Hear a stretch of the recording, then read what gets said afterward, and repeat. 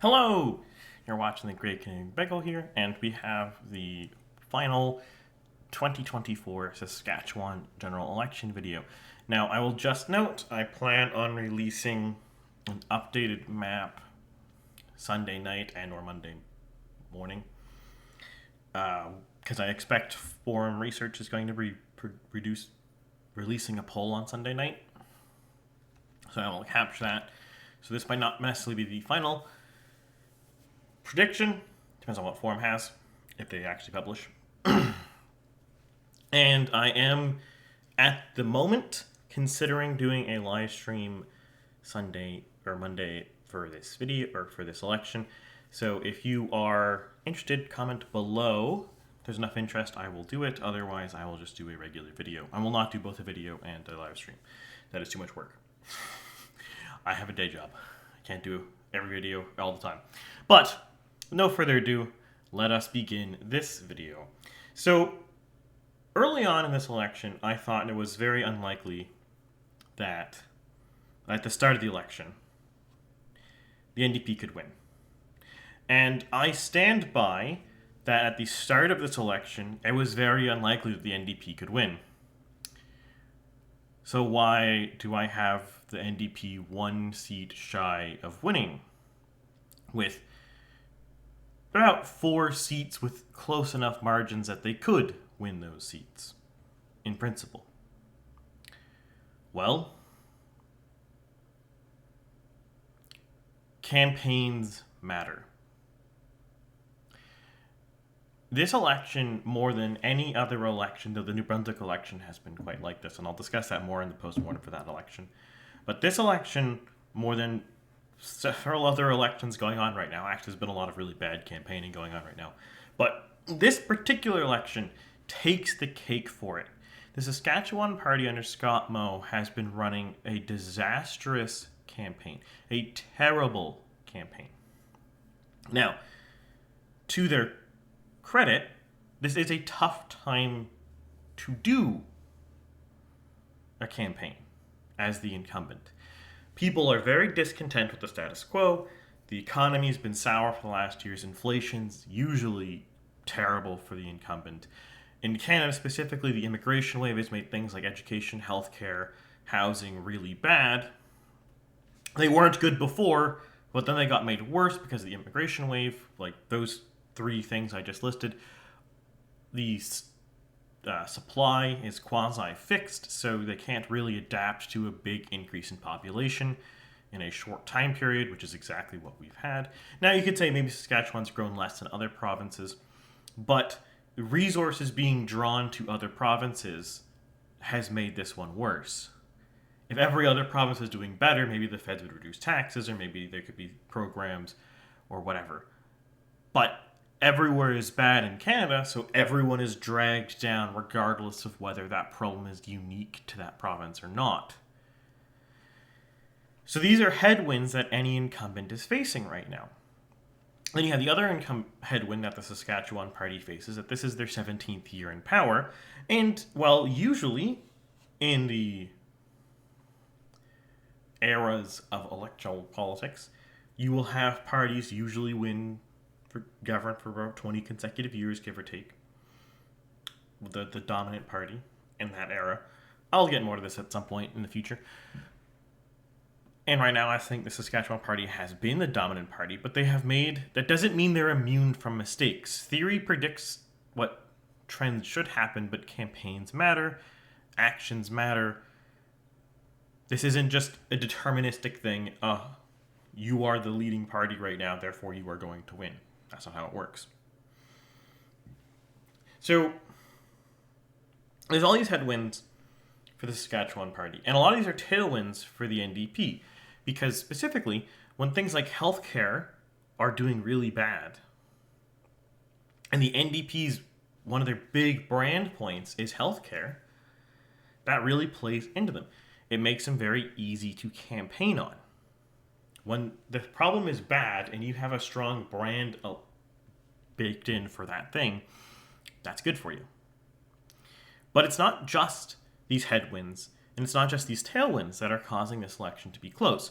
If Moe ran a strong campaign, or even a neutral campaign, he would be able to win comfortably. But he's run a terrible campaign. Namely, he's made the two classic blunders. The first blunder is focusing too much on social issues. Now, social issues, as I've said before, and I will say again, and I will always say, if you believe that that social thing is a thing that is morally good, or it should be done, you should do it in government. But your campaign should not be about doing that thing. For example, in Saskatchewan, parental rights was a thing that Scott Moe did. Parents will be informed about gender identity of their children and any mental crises or problems that their children have in school, as one primary example of the legislation. That's not a bad thing for Scott Moe. That is a popular bill in Saskatchewan. Popular policy. But the thing is, in an election campaign, you can't just say, hey, we did this popular thing, vote for us. When there's headwinds against the incumbent, when people are unhappy with the status quo, you can't say, look at this thing we did. That's not persuasive. That's not comforting. People don't want to hear that. What people want is just you to tell them what you're going to do going forward, how you are going to fix things, make things better for them. Saying, hey, look, we did this thing you liked, is not a persuasive argument. Now, a lot of people, assuming, especially if Scott Moe loses on Monday, are going to say, aha, he lost because of parental rights legislation. No, that's silly. People are saying this about New Brunswick, and that's also silly. That's like almost completely illiterate to say that. Why these campaigns are losing is because they're bad campaigns. They're not doing things or saying things to people that want to what they want to hear, what they want solutions for. So, namely, by focusing on these social issues, especially things that are already settled and they're not things you're going to do anymore, you're not actually telling anyone anything. The primary thing people vote on is economics. And when the economy is doing mediocre, in the case of Saskatchewan, they have a big budget deficit, healthcare sucks, the economy's stagnant. I believe it's one of the slowest growing in the country. Population, I think, is shrinking. People are out-migrating from Saskatchewan. These aren't things you want to hear. Just saying we're going to continue the status quo is not a comforting thought. And yes, I think generally speaking, people do oversell how important balanced budgets are to people. I think most voters actually don't care about balanced budgets in any way, shape, or form. However, if you're running a budget deficit, you can't say the other guy's fiscally irresponsible. Because people are concerned about fiscal irresponsibility, but you can't say that if your deficit is more than it was in the past. There might be reasons for that. There might be bad reasons for that. But that's just what it is. So the Saskatchewan Party has basically been running their main messaging on social things that they've already done, and they've more or less neglected economic concerns. They don't have any bold plans on what to do for the economy. They have nothing to reassure voters that they're doing anything. There's some proposals for some tax cuts. There's proposals for a big irrigation project. Though if you look at the numbers for the irrigation project, from what I've seen sources say, it's a very dubious project by itself. Though I don't think people really care about the dubiousness of projects or not. Voters, that is. Most of them probably aren't aware, and most of them probably aren't voting because of any individual policy or not. But then you go look at what the NDP is proposing, and they're saying, oh, we're going to invest a lot more in the healthcare system and education. $1 billion she's promised on healthcare and $2 billion on education-related things. And on the only other economic ground that really exists, because education is kind of like dual, it's both social and economic, but on the only other main economic front, you talk about like taxes, regulations, and it's really just dueling tax cut proposals. Mo's promising to cut carbon tax and a couple other things, and Beck's promising to cut some sales tax on things and gas tax and a couple things. Beck's actually promising she's going to balance the budget, interestingly enough. Mo is not. Now, all these individual things aren't particularly meaningful, right? No one really cares about the difference between establishing some tax credits or whatever, or versus cutting sales tax on a few things like groceries and clothes and stuff. That difference doesn't matter. But what matters here is that when the economy is doing mediocre or bad, and people are very discontent with the status quo, the incumbent government saying, what we're going to do is we're going to create a few new tax credits and some rebates for first-time home buyers. That's like, no one cares. Okay? Oh, we're going to reduce personal income taxes. It's like, okay. People are going to be like, oh yeah, okay. Some less income tax, that's great. But it's still not a very strong argument. There's a lot of bad will towards government. And just saying, oh, we're going to cut tax 1%, or whatever number Mo actually said. I've not actually seen the number, but I've also not looked. So, the exact number that is. Oh, we're going to cut personal income taxes 1% or something. Like, yeah, that's nice. It's probably in the realm of like let's say a few $100 to $1,000 per person, give or take. Like, that's not bad. But then you have a big issue, which is you are saying a lot of conservatives, as I've said before in the past, the conservative faction in Canada is three distinct groups. You have social conservative fiscal liberals, social liberal fiscal conservatives, and then you have fiscal and social conservatives. Scott Moe, in his positioning, has put himself very close to the social conservative fiscal liberal quadrant and very far away, relatively speaking, from the fiscally conservative socially liberal quadrant.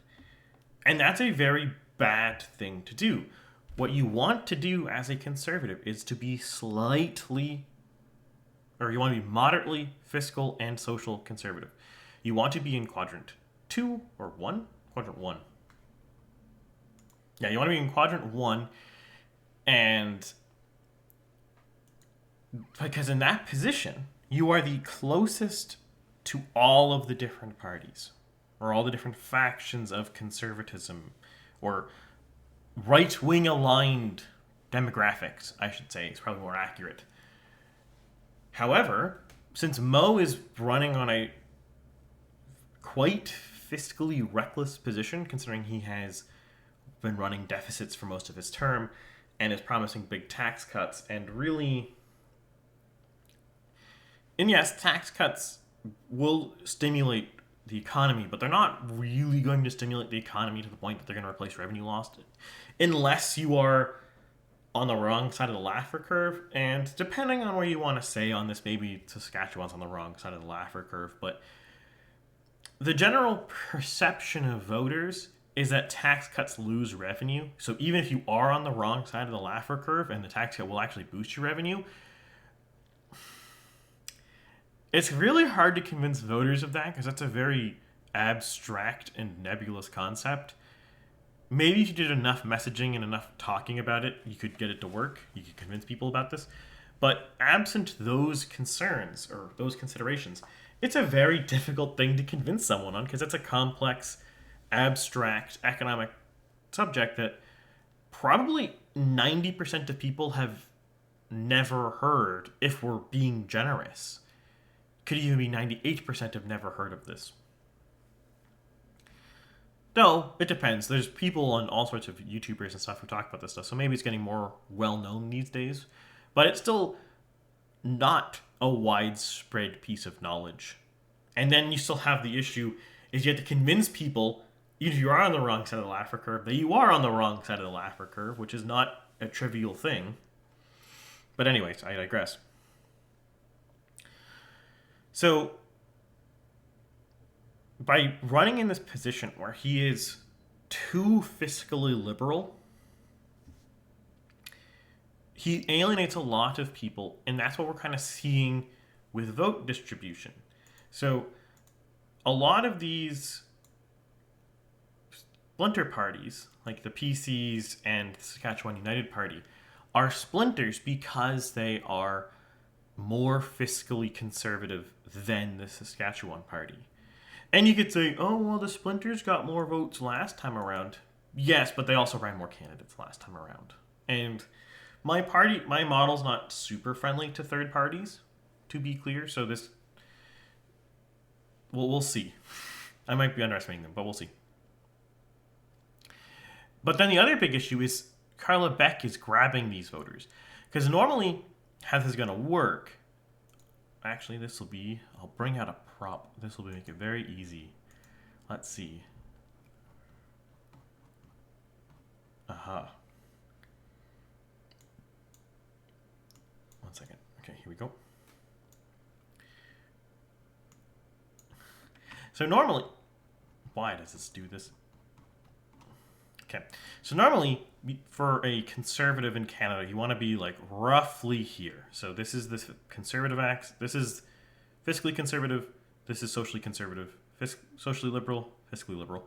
You want to be roughly here because usually the left is going to be somewhere deep in quadrant 3. So if you're roughly here, you're actually the closer one to these two wings compared to the left, because there's, generally speaking, more people in Canada in quadrant 3 than the other 3 quadrants. It's roughly 40% to like 20-20-20-ish. There's rounding in there involved. You can look into this, but that's the general gist here. These are about equally sized. In this quadrant's the largest. So the largest individual group in Canada is fiscally and socially liberal. However, Saskatchewan is not one of those places. So the Saskatchewan NDP is actually very intelligent and is running a very different style of campaign. They're not running like the BC NDP or like the federal Liberals deep in quadrant 3. They're running closer to here. Like only barely socially liberal and reasonably fiscally responsible. I'm not going to say the Saskatchewan NDP's fiscally conservative in any way, shape, or form, but they are trying to present to the front that they're fiscally responsible because they want to balance the budget while increasing spending outlays to their pet concerns, which is the education system and healthcare. So if Beck is roughly right here, and Mo is running like somewhere around here, she's actually closer to a lot of Saskatchewan voters than Mo is. Then you have people like in the PC party who are probably over here, and then you have like the Saskatchewan United over here, and Greens are probably over here somewhere. Maybe down here. Sometimes the Greens can be quite fiscally conservative, relatively speaking. Or fiscally responsible, maybe? Anyways. So this actually means that Saskatchewan NDP is a lot closer to a lot of voters than you would expect from the brand the NDP. Now, if you are in Western Canada, Manitoba, Saskatchewan, Alberta, BC, you are probably well aware that the Western NDP is a much more rational political animal that actually tries to win elections and actually tries to be popular. Whereas if you are east of the Manitoba border, the NDP is usually delusional and doesn't run very good campaigns. I mean, quite famously, the Ontario NDP did not even run a leadership race to replace Horwath. They couldn't even come up with a sock puppet candidate to put in that race just to have an excuse to have one. Like, what a silly silly decision right there. Or you have like my own home Nova Scotia, where the Nova Scotia NDP has literally spent the last 3 and a bit years, only talking about issues in Halifax. And even in Halifax, they're not even talking about broad spectrum issues in Halifax. They're talking about issues that really only like renters care about. The main thing I hear them talking about is rent control. Most people in Nova Scotia own their own homes, so it's a very niche subject to talk about.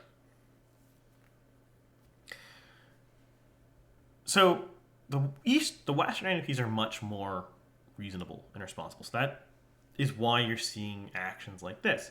Now, does that mean Mo's going to lose? No. Maybe the polls are underestimating him. I do factor that in. I actually think the polls are underestimating him. But, it's not great. Now, it's not that easy for the NDP to actually win still, because they would need essentially to flip 2 seats. I know technically 31's a majority, but the intricacies of how we actually do confidence motions in government, like, it would be really weird. Like, maybe they could get it to work, but the speaker and stuff like that would have to go to like the Saskatchewan party, probably, if I'm not mistaken. But anyways, I digress on government formation. The remaining 2 seats they could pick, this one in North Moose Jaw, I can't think of the actual proper name of the seat, this part of Saskatoon, and these 2 rural seats here. They're not actually that close. Like, these 2 rural seats are like, I think, close to 10-point margins. This is like a 4-point, this is like a 6-point margin or something like that. Like, they're not like out of possibility, but they're not close. Whereas you look at like some seats in like eastern Regina, South Prince Albert, some of the eastern parts of Saskatoon, those are more winnable. Are about equally winnable for the Saskatchewan party. So it could kind of go up either way. The Saskatchewan party definitely has the edge right now, which is really pathetic considering they won a handy majority last time. So having an edge right now is bad. But that is not the only reason why the Saskatchewan parties run a bad campaign. They have done the very classic blunder that the BC NDP's done, Kamala Harris has been doing. Pretty much every party does this, is they've been running a lot of slander ads. Now, I can't remember all the specificities, but the main one that is stuck to my mind here is there is some Saskatchewan NDP candidate who was in professional issues. I think she was a nurse. Actually, Danielle Smith used her example in her free speech bill or whatever she wants to pass. And essentially, she's had a lot of troubles because with this professional organization, and I can't remember all the details. But then you see the Saskatchewan NDP, the Saskatchewan party jump on this, and they're trying to attack the NDP, this candidate, saying she's a bad candidate, they should drop this candidate because of all these professional issues. But you look at a lot of the stuff, and the professional issues it's first off, it's kind of a dubious concern. Again, this is why Danielle Smith is using her as an example. That's not happening because Danielle Smith doesn't like Scott Moe. That's happening because she doesn't think that these are real concerns, that they're like faked up concerns kind of thing. And to be fair, she didn't call out Scott Moe. She's calling out the people who were trying to get her in trouble with the professional board. But even if all this was true, even if all these claims against this candidate were true, I can't think of her name, and I can't think of the exact wording off the top of my head of these claims. Should I have written this down? Maybe, but it also doesn't matter. And there's been other ones like this too. By the way, this is not the only example of a slander ad in Saskatchewan. I'm blanking on them as of the time of recording this video. But as I've said before, these ads don't work very well because even if they're true, even if the statement in the ad is literally true that this person did this horrible thing, that's not actually very persuasive to voters. I'll just give an aggression to the US because it's an easier thing to explain, because I think all of us have probably heard it in more detail.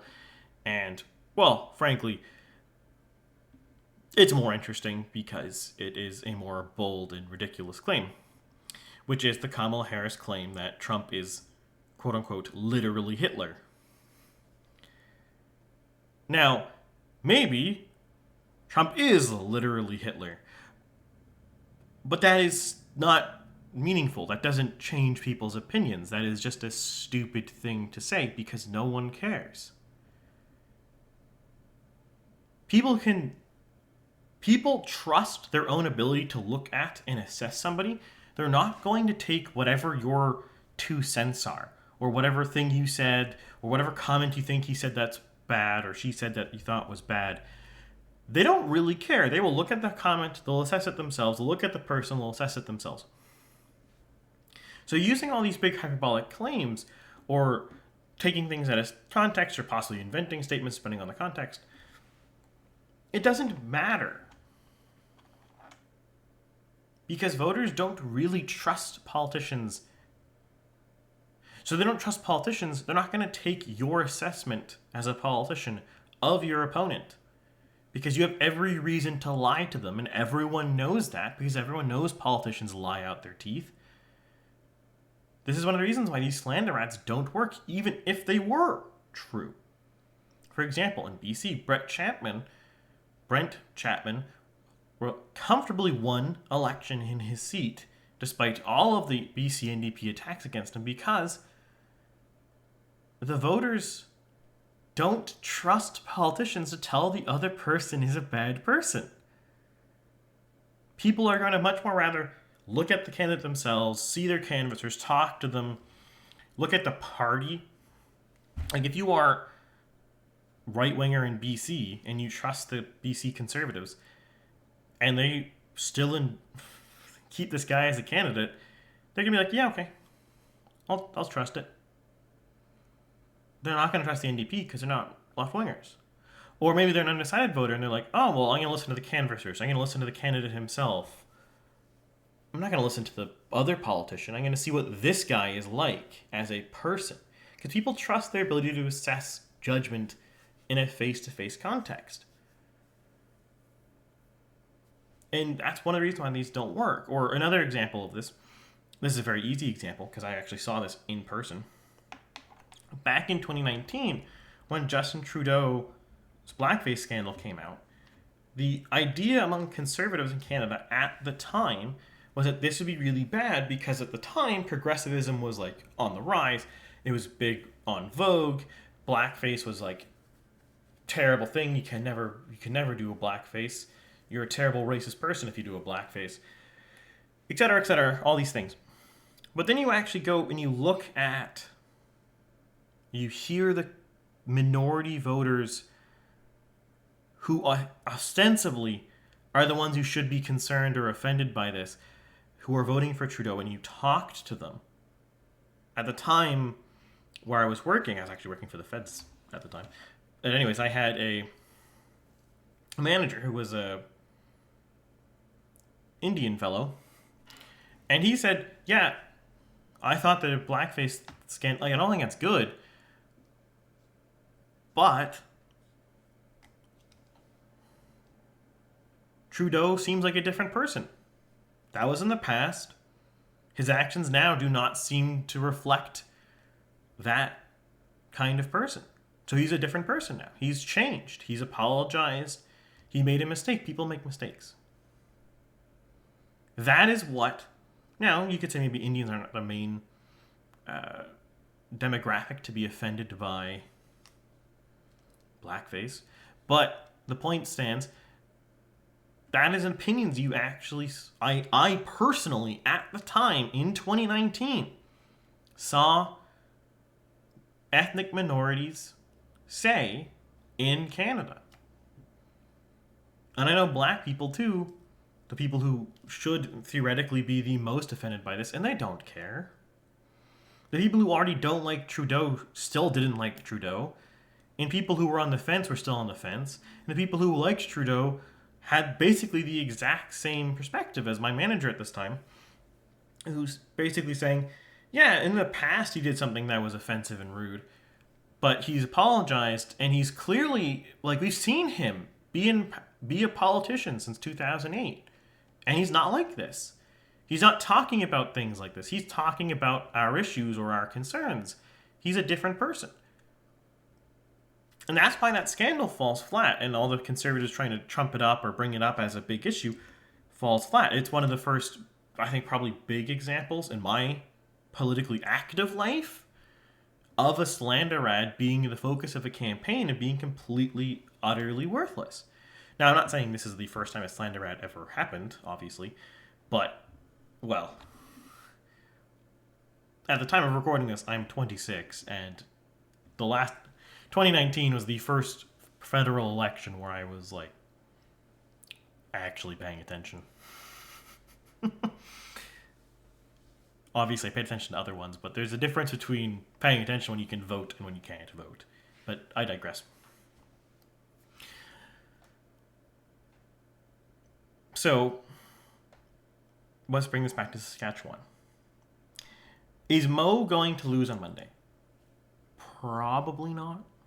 But it's a distinct possibility. And it's a distinct possibility, again, not because people are upset with Scott Moe over social issues. They're upset because the economy and the country in general is not doing so well. Scott Moe's running a very uninspired, very generic campaign. He's doing the most generic conservative thing you can do. I'm going to cut taxes 1%. That's people aren't excited about that. He's not really doing anything to ward off the concerns on healthcare or education. And people are kind of tired of politicians saying, we're going to cut taxes after the election.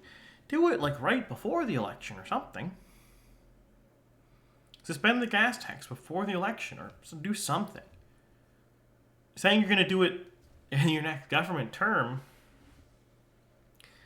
is not very persuasive. This is one of the reasons why, if you look at 2022, Doug Ford basically launched his election with that budget. Because that was already policy that he had passed. Saying, we are going to continue this budget. Look, these guys voted against this budget. If they go in power, they're going to not do these things. So, I'm not saying, and you definitely shouldn't do this, you shouldn't do your big election promise like a year before. Because by then it'll be watered out. But there's a reason why deploying your budget and then doing your campaign is quite an effective position. And I suspect the Trudeau government might do or plan to do the same thing. I don't think they want to do an election in the spring, but I think everyone expects the election to be in the spring, which is going to be very inconvenient. I don't want a spring election for personal reasons, but I will not get into that in this video. But with that here, I'll bid you all adieu because there's really not much more to say about this. It's just the Saskatchewan party's run a really bad campaign. They came with a structural map advantage in just how the distribution of seats work and where the distribution of votes work. And they came into this election with a massive popular vote lead. You look at the polling pre-writ drop. I'll bring this over here.